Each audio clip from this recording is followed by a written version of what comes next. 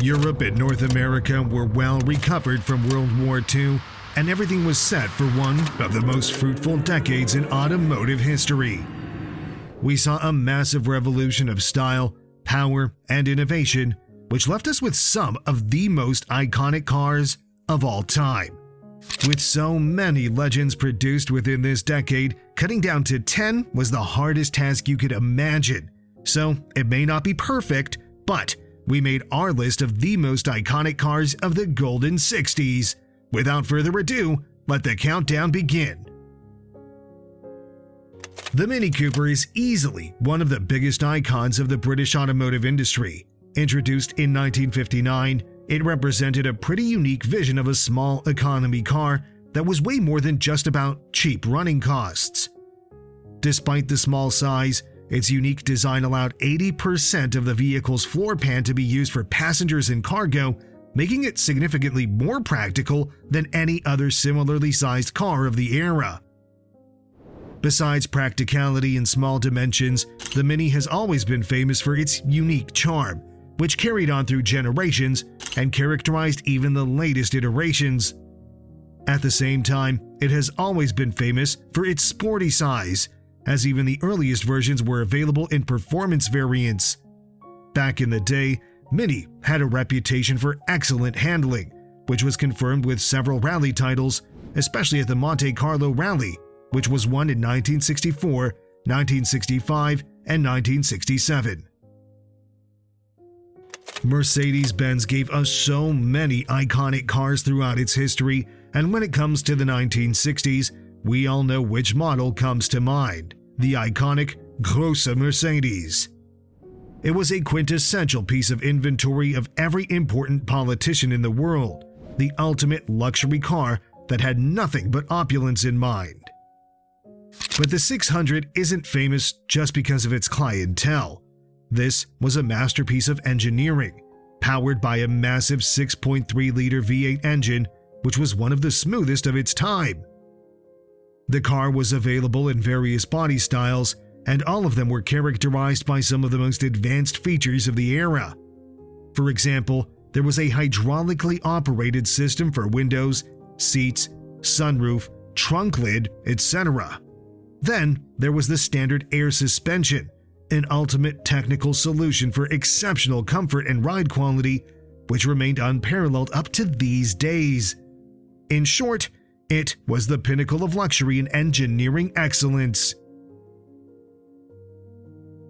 Today, we all know the BMW for its ultimate driving machine slogan, and the O2 series was the model that started it all.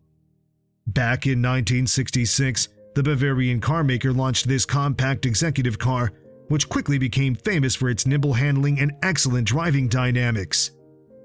At the same time, it was stylish, with clean lines that helped it stand out from the crowd. Even the interior was well appointed, so it doesn't surprise that the O2 series is usually considered a spiritual predecessor of the 3 Series, which has been the company's most famous model and pretty much the epitome of a driver-focused luxury car for decades. The original model was equipped with a range of 4-cylinder engines, but the 2002 version was famous in particular for its performance. It featured the most powerful engine in the range, along with other mechanical upgrades. And then, in 1973, it changed automotive history when it became the first production car from European soil to feature a turbocharger. Suddenly, a 2-liter engine was able to make 170 horsepower and hit 60 in less than 7 seconds.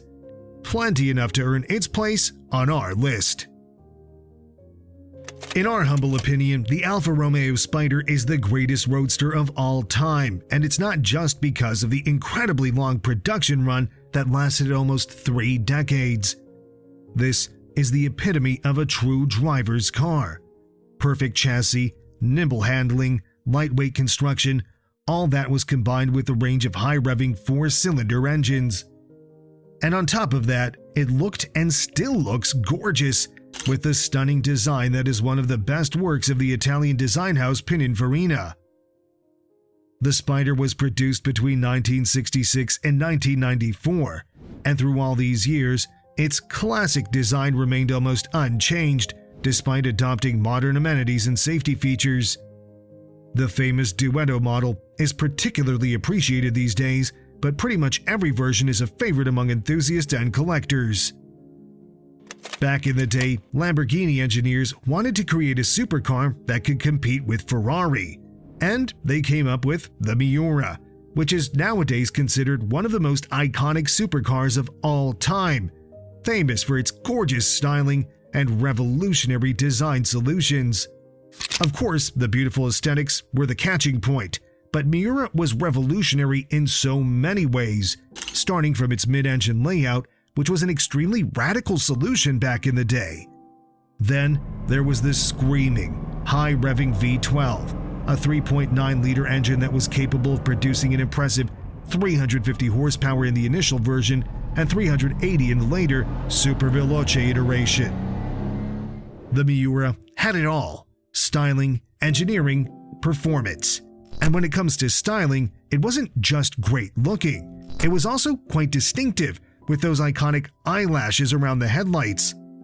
Today, the Miura is not just a desirable collector's item that fetches millions of dollars at auctions, it is a symbol of 1960s automotive excellence. Also known as the XKE, this Jaguar was designed by the legendary Malcolm Sayer and launched back in 1961. The moment it was released, everyone knew it would become a huge commercial success. Moreover, everyone knew it would become an instant classic. Indeed, the E-Type is one of the most iconic cars of its era for obvious reasons. First of all, there's the styling, that super long hood, combined with a distinctive curved windshield and a short rear deck, a combo that ensured a striking and timeless design, so good that even today, this Jaguar is widely regarded as one of the most beautiful cars ever made. At the same time, it was an excellent performer, thanks to capable inline-six engines that ensured a top speed of 150 miles per hour. Back in the day, the E-Type was a huge commercial success, with over 70,000 models produced. Today, it is one of the most favorable collector items. No other car reflects the true American spirit like the Mustang. The most iconic muscle car of all time was introduced back 60 years ago, and the moment it was presented to the public, it was obvious it would be a massive hit. It was affordable, with relatively simple mechanics, but at the same time, it was a genuine two-door sports car with a huge personality that perfectly suited Americans. And even though most of the initial models were underpowered and underperforming, there was a version with the famous K-Code engine with 271 horsepower. The following years brought further upgrades and all kinds of special performance versions that remained Mustang's trademark up to these days. Today, the Mustang remains America's most beloved car, with a loyal and probably the biggest following of car lovers that significantly exceeds the North American continent. Of course, this jewel of the American automotive industry doesn't need any special introduction, because we're pretty sure we already know everything about it, starting from the fact it was built to beat Ferrari at the 24-Hour of Le Mans, the most prestigious endurance race in the world. The whole idea was to build a car that would enhance Ford's image, which was losing battles against General Motors back in the day. Such a halo car was a natural outcome, especially after Ford's failed try to buy Ferrari. The Blue Oval Company built its own supercar powered by a monstrous 7-liter V8 engine. And after a couple of years of challenges and failures, the title was finally there in 1966. Then, the company quadrupled the score with consecutive wins until 1969. It was a model that ended Ferrari's dominance on the track, but more importantly, it was the pinnacle of Ford engineering, a car that is one of the most sought-after items among collectors. Moreover, Ford produced a modern iteration a few times already to celebrate the peak of the American automotive industry in the 1960s. Today, the Porsche 911 is widely considered one of the most iconic sports cars of all time. That's for obvious reasons, as we're talking about the engineering excellence that spans over 6 decades. It all started in 1963 when Bootsy Porsche presented its masterpiece, a sports car that started an evolution that never lost a bit of its momentum for all these years. The 911 was never the most powerful or the quickest car around. What made it iconic was the filigree precision of its chassis with unparalleled traction and ideal weight distribution, despite the boxer engine being placed behind the rear axle. Soon after the launch, the 911 started winning races all over the world: Le Mans, Monte Carlo Rally, World Sports Car Championship. The 911 cemented its reputation, but what's even more impressive is the persistence of Porsche's engineers. Every generation raised the bar, and the current model is no exception, as it proudly stands as one of the most capable sports cars in the world. In our humble opinion, the 250 GTO is not just the most iconic car of the decade, but easily one of the most iconic cars of all time. Why is that? Well, it has it all. It looks gorgeous, it performs exceptionally well, it has the racing pedigree, and finally, it's extremely rare. You hear us well.